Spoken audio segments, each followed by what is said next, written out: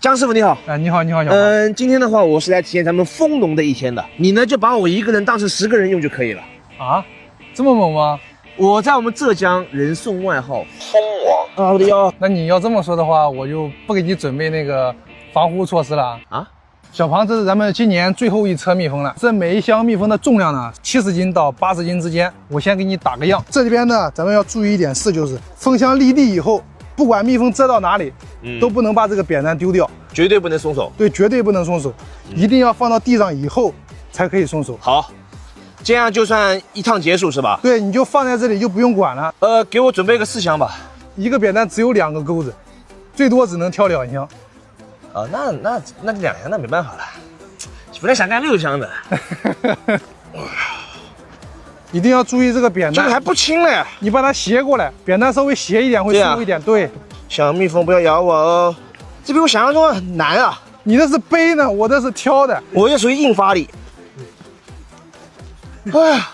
哎，这种比我想象中累多了。你看，你要控制这个扁担的方向，不要这个样子，这样就会很轻松。1前1后。哎呀塞！我们干这一行干多久了？我干今年是第6年了，我是20岁开始跟着我爸学的。你爸也干这个？对，我爸、我爸爸的爸爸、我爸爸的爸爸的爸爸，我是第4代蜂农了。轻松，重不重，小王？不重。我们这一车大概需要卸多久啊？如果说是我们2个人的话，大概2个来小时，25分钟。行。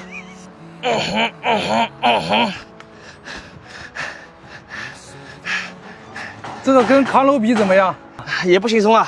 我们这个如果卸的比较久，会出现什么情况吗？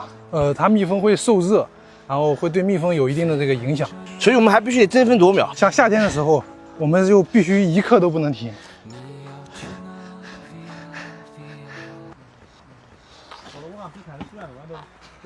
挑完这一挑，还有一挑。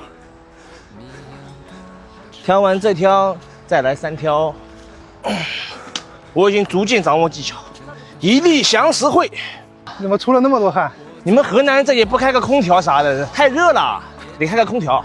今天是阴天啊，这还不够低，还不够低啊？对，行，那咱们休息一会儿。等你继续换吧。你现在渴不渴？非常渴。你现在骑着车去我家冰箱里面拿点那个冰饮料过来，等到你回来以后，咱们2个再开始。我去，还有制冰机，这啥冰箱？这是美的熊能冰箱，能自动制冰，还能单独除菌。吃这个冰块也不用担心拉肚子。我家也刚换这个，好用吗？当然，它们冷藏冷冻都能进味，而且冷藏区还有双重除菌，内部空间包括食材表面都能消灭得干干净净。别的冰箱主要是保鲜，它可是养鲜。红蓝灯光一照，跟在天然蔬菜大棚一样，放1周一样新鲜，维生素还能上涨。装这么多也不占地方。来，小八啊，你用手指直接抠。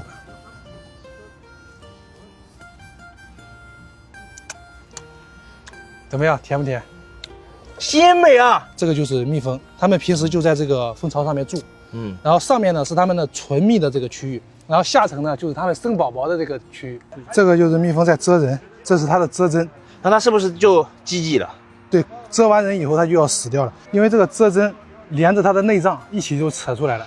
我们干这个蜂农哪个季节是最忙的？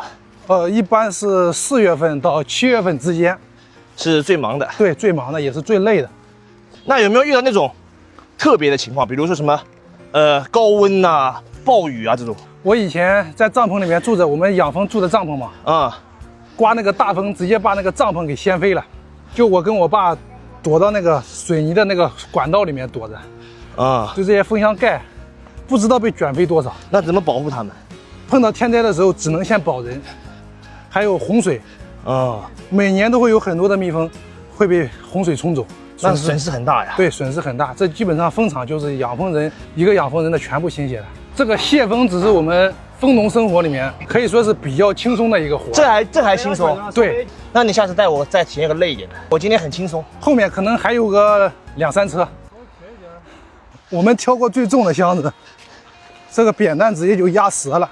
压折了？对，这扁担可以直接压折。那不得300斤？200多斤吧。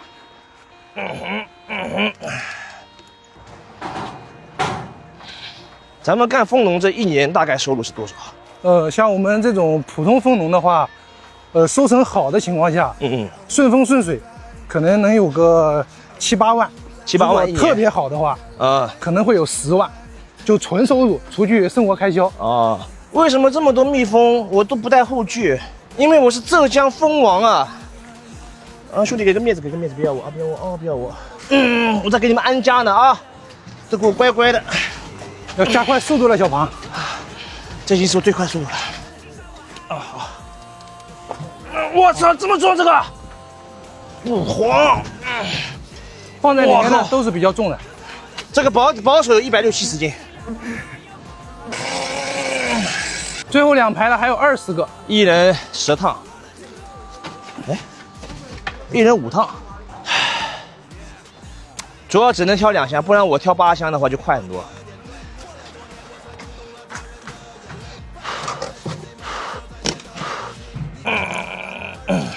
我的腰充血了，200公斤硬拉也顶不住这么造啊！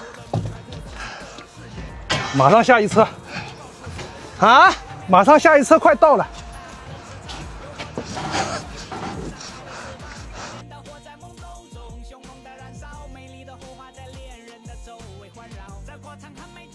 小庞，今天真猛啊！浙江蜂王跟你开玩笑呢？你这样，我刚刚跟我二叔打了一个电话，他们马上就下高速了，后面还有2车蜜蜂，2小车。什么？再坚持生了？好了，